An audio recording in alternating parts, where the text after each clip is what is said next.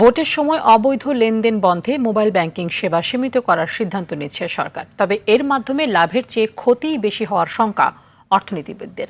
তারা বলছেন, নির্বাচন কেন্দ্রিক কালো টাকার প্রভাব দূর করতে প্রয়োজন গণতান্ত্রিক সুশাসনের বাস্তবায়ন, জীবনযাত্রায় কঠোরতা এনে নয়। এদিকে সরকারের এই সিদ্ধান্তে মিশ্র প্রতিক্রিয়া জানিয়েছেন নাগরিক সমাজের প্রতিনিধিরা। সর্দার রাজীবের রিপোর্টে বিস্তারিত।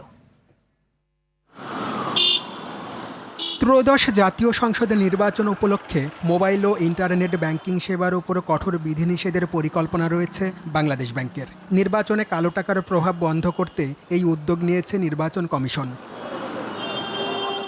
আগামী ৮ থেকে ১৩ ফেব্রুয়ারি পর্যন্ত কার্যকর থাকবে বিশেষ এই কড়াকড়ি। এ সময় বিকাশ, নগদ এবং রকেটের গ্রাহকরা একসাথে সর্বোচ্চ ১,০০০ টাকা পাঠাতে পারবেন। দিনে একজন লেনদেন করতে পারবেন সর্বোচ্চ ১০,০০০ টাকা। এ সিদ্ধান্তে নাগরিক ভোগান্তি বাড়ার দাবি করে তা প্রত্যাহারের আহ্বান জানিয়েছে বাংলাদেশে মুঠোফোন গ্রাহক অ্যাসোসিয়েশন। সংগঠনটি বলছে, এর মাধ্যমে খাতটির সাথে জড়িত অসংখ্য মানুষের জীবনযাত্রায় প্রভাব পড়বে। এছাড়াও অবৈধ লেনদেন বন্ধের জন্য সিদ্ধান্তটি যথাযথ নয় জানিয়ে এই অর্থনীতিবিদ বলছেন, সামগ্রিকভাবে মোবাইল লেনদেন সংকীর্ণ না করে অস্বাভাবিক লেনদেনের খাতগুলোকে নিয়ন্ত্রণ করা দরকার। মোবাইল ফাইন্যান্সিয়াল সার্ভিস লিমিট করলেই ভোট কেনা বেচা বন্ধ করতে পারবো? এটা তো সার্বিক সুশাসনের ব্যাপার। যদি কেউ ভোট কেনার মতো কাজে এনগেজড হতেই চায়, তাকে তো আপনি শুধুমাত্র এটা দিয়ে বাধাতে দিতে পারবেন না। কিন্তু এটা সীমিত করার মাধ্যমে রেগুলার যে ইকোনমিক অ্যাক্টিভিটি বা সোশ্যাল ট্রানজ্যাকশন যে দৈনন্দিন, সেগুলো কিন্তু একটু সীমিত হয়ে গেল। সেইখানে এই মোবাইল ফাইন্যান্সিয়াল সার্ভিসের যে অ্যামাউন্ট পার ডে অ্যালাউড, সেটাকে সীমিত করার প্রয়োজন ছিল বলে আমি মনে করি না।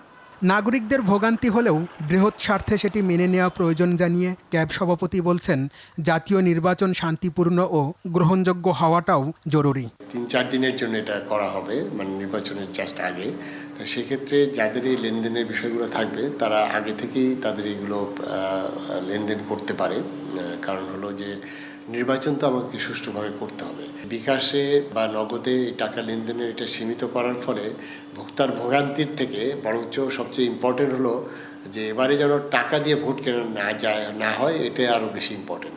বর্তমানে মোবাইল ব্যাংকিং সেবার গ্রাহকরা দিনে ৫০টি লেনদেনের মাধ্যমে সর্বোচ্চ ৫০,০০০ টাকা পর্যন্ত লেনদেন করতে পারেন। সর্দার রাজীব, RTV, ঢাকা।